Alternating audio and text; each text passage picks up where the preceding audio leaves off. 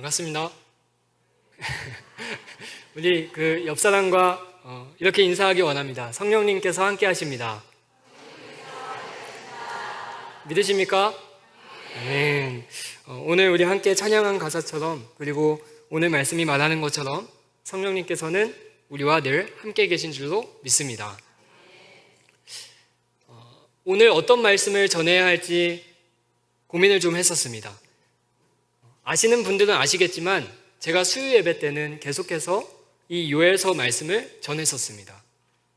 그런데 이제 저에게 주일 오후 예배 이 강단에 설 기회가 주어졌을 때 기존에 이제 수요 예배 때 하던 이 요엘서 말씀을 계속해서 전해야 할지 아니면 다른 주제로 선정을 해야 될지 그 사이에서 고민했었습니다. 그런데 이러한 고민을 하던 중에 지지난주 주일에 교회 엘리베이터를 딱 탔는데 어느 권사님께서 전도사님 요엘서 설교 또 언제 하십니까? 이렇게 하시는 겁니다. 그래서 그때 마음을 정했습니다. 요엘서 남은 말씀을 이제 기다리는 자가 있다고 하나님께서 나에게 알려주시는 것이라면 이 말씀을 전해야겠다. 부서 예배가 아니라 이렇게 다른 연합 예배 강단에 설 때면 항상 이러한 고민이 있는 것 같습니다. 부서에서는 부서의 상황에 맞게 제가 말씀을 선정해서 이렇게 전하면 되지만 이런 연합 예배 때는 제가 한 사람 한 사람의 상황을 다 모르기 때문에 항상 이러한 고민이 있는 것 같습니다. 그러나 우리 각 사람의 상황을 하나님께서 아시지 않습니까? 저는 성도님들 한 분의 마음도 제대로 알지 못하지만 저를 이곳에 세우신 하나님께서 우리 모두의 마음을 헤아리고 계신 줄 믿습니다. 그래서 저에게는 오늘 말씀 또한 여러분 각 사람에게 너무나 필요한 말씀, 하나님께서 저에게 주신 말씀이라는 확신이 있습니다. 오늘 이곳에서 요엘서 말씀을 선포할 때에 이 말씀이 우리 모두에게 위로가 되고 회복이 되고 또 부흥이 되는 성령님께서 역사하시는 시간이 되기를 간절히 소망합니다. 오늘 말씀은 요엘서 2장의 마지막 부분입니다. 앞부분의 내용을 요약해서 말씀드리자면 이렇습니다.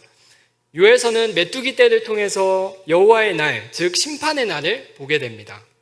1장에서는 과거의 여호와의 날에 관해서 말합니다. 요엘 선지자는 최근에 이스라엘을 황폐하게 했던 메뚜기 떼를 보면서 재앙을 선포했습니다. 그래서 제사장들과 모든 백성들에게 회개를 촉구하고 자신 또한 하나님 앞에 회개하는 모습을 보였습니다. 그것이 1장의 내용입니다. 1장에서 과거의 여호와의 날과 회개했던 경험들을 떠올렸다면 이제 2장에서는 다가오는 미래의 여호와의 날, 즉 예루살렘의 임박한 재앙에 관해서 이야기합니다. 다시 한번 메뚜기 떼와 같은 거대한 재앙이 올 것이기 때문에 이를 말하면서 백성들에게 기도하고 회개할 것을 촉구합니다. 이때 등장하는 말씀이 우리에게 너무나 큰 도전을 주는 말씀, 너희는 옷을 찢지 말고 마음을 찢을지어다 라는 말씀이 선포됩니다. 이렇게 심판 그리고 회개해야 한다, 또다시 심판과 회개해야 한다 라는 비슷하게 반복되는 두 번의 말씀 후에는 이제는 이러한 요엘과 백성의 회개를 들으신 하나님께서 어떻게 반응하시는지에 관한 말씀이 나옵니다. 하나님께서는 첫 번째, 메뚜기 떼와 그와 관련된 모든 침입자들을 물리치시고 멸망시키실 것입니다. 두 번째, 황폐한 땅을 다시 회복시키셔서 메뚜기 떼로 인하여 텅 비었던 곳간을 다시 한번 풍요롭게 하실 것입니다. 여기까지가 오늘 말씀 전까지의 말씀입니다. 메뚜기 떼로 인해서 굉장히 어려운 상황 가운데 있었던 요엘과 유다 백성들에게 하나님께서는 회개하라 명하셨고 그 뒤에 이전의 어려움과는 비교조차 할 수 없는 축복의 말씀을 약속하여 주신 것입니다. 이전에는 악의 심판과 물질적 풍요를 축복하는 그 축복을 약속하는 말씀이 주어졌다면 이제 오늘 말씀은 그 축복의 약속들에서 더 나아가서 더 풍성한 축복의 약속으로 나아갑니다. 하나님께서는 과연 회개하는 백성에게 어떤 약속의 말씀을 주셨을까요? 오늘 말씀 28절, 29절을 함께 읽겠습니다. 시작. 그 후에 내가 내 영을 만민에게 부어주리니 너희 자녀들이 장래일을 말할 것이며 너희 늙은이는 꿈을 꾸며 너희 젊은이는 이상을 볼 것이며 그때에 내가 또 내 영을 남종과 여종에게 부어줄 것이며. 아멘. 사랑하는 성도 여러분, 하나님께서는 우리에게 하나님의 영을 부어주실 것이라고 약속하셨습니다. 하나님의 영이 피조물인 우리에게 부어질 것이라니, 이것은 너무나 놀라운 약속의 말씀 아닙니까? 성령의 시대를 살아가는 우리에게는 익숙한 말씀일 수도 있지만 이 당시 백성들에게는 너무나 놀라운 약속이었을 것입니다. 마음에 죄와 악함이 가득해서 하나님의 심판을 피할 수 없었던 그들인데 이제는 자신들에게 하나님의 영이 임해서 새로운 마음과 새로운 생명으로 살아갈 수 있다는 이 약속은 이들에게는 너무나 놀라운 축복의 말씀이었습니다. 앞에서 대적을 물리치시고 곳간을 풍요롭게 하실 것이라는 이러한 물질적 축복과는 비교가 안 되는 영적인 축복의 약속이 이들에게 들려진 것이었죠. 하나님께서 하나님의 영을 부어주시겠다는 것은 하나님의 생각을 알게 하시고 그 뜻대로 행할 수 있게 하시겠다는 놀라운 약속입니다. 우리 고린도전서에 보면은 성령님께서는 하나님의 깊은 생각을 모두 아신다고 나와 있습니다. 고린도전서 2장 10절에서 11절 말씀인데요. 제가 읽겠습니다. 오직 하나님이 성령으로 이것을 우리에게 보이셨으니 성령은 모든 것, 곧 하나님의 깊은 것까지도 통달하시느니라. 사람의 일을 사람의 속에 있는 영 외에 누가 알리요? 이와 같이 하나님의 일도 하나님의 영 외에는 아무도 알지 못하느니라. 아멘. 성령은 하나님의 깊은 것까지 통달하시는 분이시기에 내가 내 영을 부어주겠다라는 이 약속은 하나님의 일을 알게 하시겠다는 놀라운 축복의 약속이었습니다. 또한 이 약속의 대상은 만민, 즉 모든 육체를 향한 약속이었습니다. 그 후에 내가 내 영을 만민에게 부어주리니. 아멘. 이어서 말씀하시는 자녀와 늙은이와 젊은이와 남종과 여종의 이야기 또한 만민에게 약속하신 것을 의미합니다. 자녀들이 장래의 일을 말할 것이고 늙은이가 꿈을 꾼다는 말씀은 이제 나의 자녀들은 장래의 일을 말할 것이고 이제 나는 좀 나이가 들었으니까 꿈을 꾸겠구나. 아니다, 나는 아직 젊은이니까 너희 젊은이는 이상을 볼 것이며 나는 이상을 보겠구나. 이렇게 해석해야 하는 말씀이 아닙니다. 그렇게 해석해야 하는 말씀이 아니고 여기서 언급되는 현상들은 시적 나열에 불과한 것이고 각 나이대별로 어떠한 역할이 있다는 것이 아니라 만민에게, 모든 육체에게 이 귀한 약속이 이루어질 것이라는 말씀입니다. 하나님께서는 나이, 성별, 사회적 지위와 상관없이 하나님의 모든 백성에게 성령을 부어주시겠다고 약속하셨습니다. 이 얼마나 놀라운 약속입니까?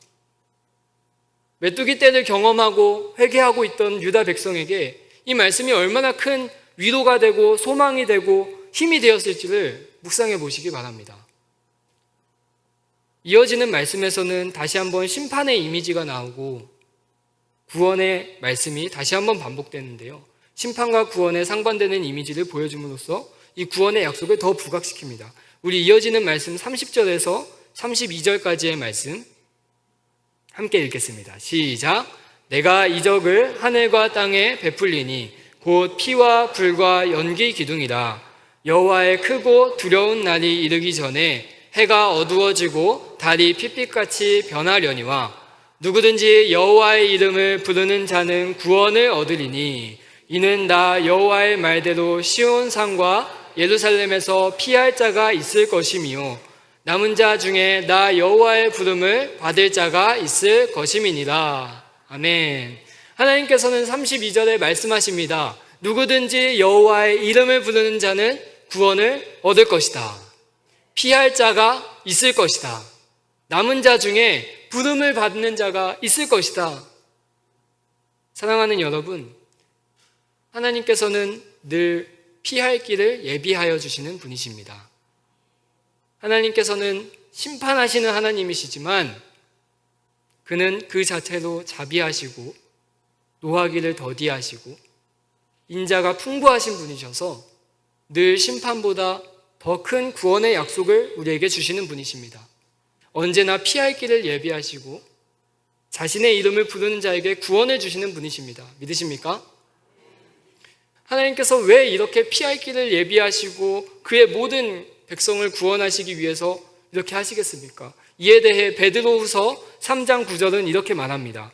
제가 읽겠습니다. 오직 주께서는 너희를 대하여 오래 참으사 아무도 멸망하지 아니하고 다 회개하기에 이르기를 원하시느니라. 아멘. 오늘 이 약속의 말씀, 하나님께서 하나님의 영을 부어주실 것이며 남녀노소 사회적 지위 상관없이 그렇게 하실 것이며 피할 길을 내어주셔서 구원하시겠다는 이 약속의 말씀은 이 당시 유다 백성들에게 참된 위로와 소망을 주는 말씀이었습니다. 또한 지금 시대의 우리에게도 하나님은 어떤 분이신지 깊이 묵상하게 하는 말씀입니다. 하나님께서는 그 인자와 자비가 영원하시며 누구보다 우리를 구원하시기 원하시는 분이십니다. 그런데 여러분, 우리는 이 말씀을 통해서 단지 소망과 위로를 얻을 뿐만 아니라 더 많은 것을 볼 수 있어야 합니다. 왜냐하면 지금 이 시대는 이 약속의 말씀이 이미 이루어진 시대이기 때문입니다. 예수님께서 이 땅에 오셔서 말씀하셨습니다. 내가 있는 것보다 보혜사 성령이 있는 것이 더 유익할 것이다. 이렇게 말씀하시고 십자가에 달리시고 부활하셔서 하늘로 승천하셨는데 정말로 주님의 성령이 강림하시는 사건이 있었죠. 사도행전에 나오는 오순절 성령 강림 사건입니다.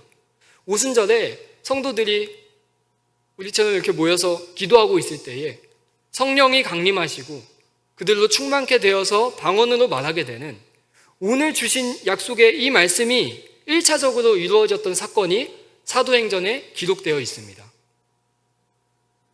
이것은 단 한 번 있는 일이고 이 일로 말미암아 교회가 시작되었죠. 그러니까 교회의 시대, 성령의 시대를 살아가는 우리에게는 오늘 이 약속의 말씀이 이미 이루어진 상태라는 것이죠. 그렇다면 우리는 이 말씀을 단순히 구약시대 사람들처럼 단순히 이러한 약속을 주셨구나, 나에게 참 위로와 소망이 되는 약속이구나 에서 묵상을 멈추면 안 된다는 것입니다. 신약시대, 성령시대를 살아가는 우리는 이 약속의 말씀을 이미 우리 가운데 이루셨구나, 감사합니다 하나님, 이라는 고백이 함께 나와야 한다는 거죠. 사랑하는 성도 여러분, 오늘 이 약속의 말씀은 우리 가운데 이미 이루어졌습니다. 우리 가운데 성령께서 친히 함께하고 계신 줄 믿습니다. 저를 한번 따라해 보시겠습니까? 가슴에 손을 얹고 내 안에 성령님이 계십니다. 옆 사람한테 자랑할 거예요. 내 안에 성령님이 계십니다. 여러분, 오늘 이 약속의 말씀은 이미 우리 가운데 이루어져서 우리가 자랑해야 할 제목이지 않습니까? 우리가 너무나 기뻐하고 감사해야 할 제목이라는 말씀입니다. 오늘 우리 찬양한 것처럼 좁은 길을 걸으며 밤낮 기뻐하는 것, 그것은 주의 영이 나와 함께 하시기 때문입니다. 오늘 이 말씀을 볼 때 우리는 이 약속이 이미 우리 가운데 이루어졌음을 알고 또한 누리는 것이 중요합니다. 우리가 이 이루어진 약속을 어떻게 누리는 것이 좋을까요? 오늘은 제가 2가지 정도의 삶을 권면해 드리려 합니다. 우리가 이 약속의 말씀이 이루어져서 우리 가운데 성령님께서 거하고 계시다는 것을 알고 깨달았다면 이제는 첫 번째, 우리는 놀라운 일을 꿈꾸는 삶을 살아야 합니다. 사랑하는 여러분, 이제 우리 안에는 성령님께서 계시지 않습니까? 우리가 일하는 것이 아니라 내 안에 계신 성령께서 일하고 계시지 않습니까? 그렇다면 우리가 하는 일의 한계를 정할 것이 아니라 성령께서 일하시니 나를 통해 놀라운 일이 일어날 것을 꿈꾸며 살아가야 한다는 것입니다. 저는 강단에 설 때마다 이러한 꿈과 소망을 가지고 강단에 섭니다. 하나님, 비록 나는 연약하고 지혜도 없고 마음에 선한 것도 하나도 없지만 성령께서 내 안에 계시니 성령께서 놀라운 일을 행하실 줄 믿습니다. 나를 통하여 주 하나님의 말씀이 선포되게 하시고 성령께서 일하여 주시옵소서. 여러분은 무엇을 꿈꾸고 있습니까? 혹시 꿈을 꾼 지 너무 오래되지는 않았습니까? 나를 통하여 과연 내 가족이 변화될 수 있을까? 나를 통하여 과연 내 부서가 변화될 수 있을까? 부흥할 수 있을까? 혹시 이렇게 의심만 하고 계시진 않았습니까? 이제는 나를 통해 큰 일을 행하실 하나님을 꿈꾸시기를 간절히 소망합니다. 우리 안에 성령께서 계시니 이제는 우리가 일하는 것이 아니라 내 안에 계시는 성령께서 일하시지 않겠습니까? 그렇다면 이제 우리의 기적에 한계를 두지 말고 꿈을 꾸시기 바랍니다. 꿈은 청년들만 꿉니까? 여러분을 통해 여러분의 가정이 변화될 것입니다. 여러분을 통해 여러분의 맡은 부서가 부흥될 것입니다. 여러분을 통해 이 교회가 부흥할 것입니다.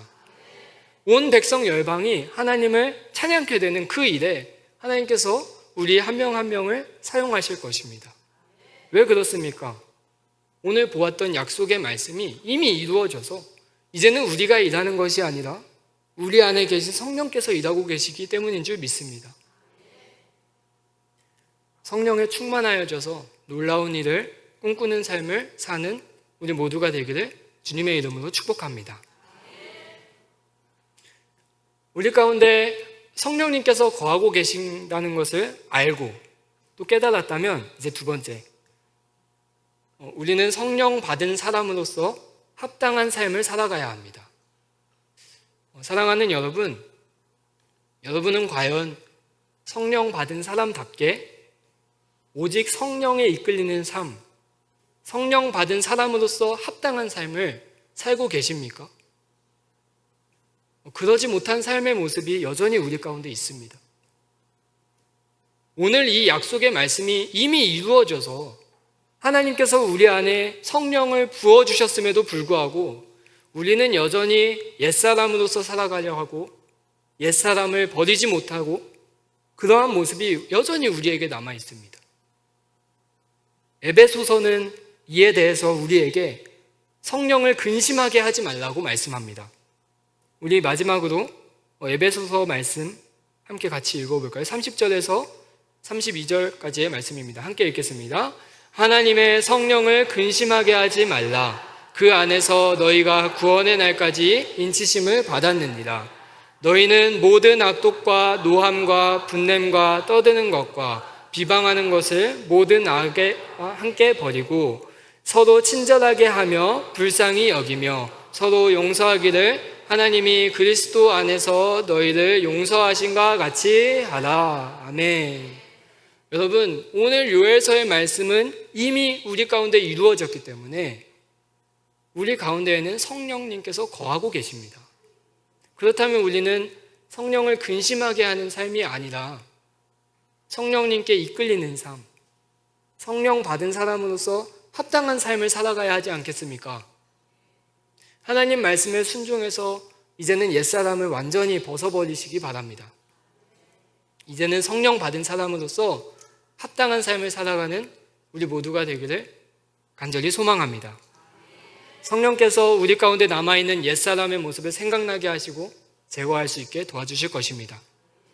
말씀을 정리하겠습니다. 오늘 요엘서 말씀은 너무나 놀랍고 귀한 약속을 우리에게 보여줍니다. 하나님께서는 하나님의 영을 우리에게 부어주실 것이며 만민에게 그렇게 할 것이며 그렇게 피할 길을 내어주실 것입니다. 이러한 약속을 하신 하나님의 그 자비로우심과 인자와 사랑이 충만하심을 깊이 묵상하시는 한 주가 되기를 소망합니다. 또한 이 약속은 이미 우리에게 이루어져 있습니다. 성령께서 우리 안에 그래서 거하고 계십니다. 그렇다면 이제는 놀라운 일을 꿈꾸는 삶, 성령 받은 사람으로서 합당한 삶을 살아가는 우리 모두가 되기를 주님의 이름으로 축복합니다. 아멘. 이 시간 혹시